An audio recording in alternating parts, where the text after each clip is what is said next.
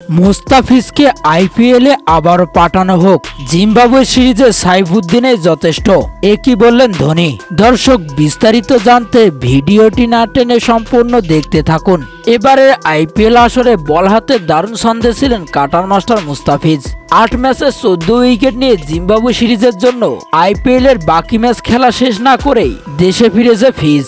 চেন্নাই দলের একমাত্র ভরসা করার বোলার ছিলেন বাংলাদেশি বাঁহাতি pacer cutter master Mustafiz Zimbabwe সিরিজের জন্য দেশে আসায় চেন্নাই শিবিরে বড় দুঃসংবাদ।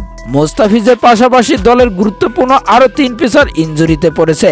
এদিকে মুস্তাফিজকে দেশে এনে প্রথম ম্যাচ না খেলে বিশ্রামে রেখেছে বাংলাদেশ ক্রিকেট বোর্ড বিসিবি। মুস্তাফিজকে ছাড়াই এদিন রোডেশিয়ানদের বিপক্ষে বড় জয় তুলে নিয়েছে টাইগাররা। তাই তো মুস্তাফিজকে ছাড়াই বাংলাদেশের জয়ের পর ফিজ সম্পর্কে ধোনি বলেন, জিম্বাবুয়ে সিরিজের জন্য মুস্তাফিজের কোনো দরকার নেই, সাইফুদ্দিন একাই যথেষ্ট। তাই মুস্তাফিজকে আবারও আইপিএলে খেলার জন্য পাঠানো হোক, বিসিবির কাছে এমন বার্তা দিলেন এমএস ধোনি। তো দর্শক, আপনারা কি চান মুস্তাফিজ জিম্বাবুয়ে সিরিজ না খেলে আবারও আইপিএলে ফিরে যাক? তা জানিয়ে দিন এই ব্যাপারে আপনাদের গুরুত্বপূর্ণ মতামত ভিডিওর কমেন্ট বক্সে। ধন্যবাদ।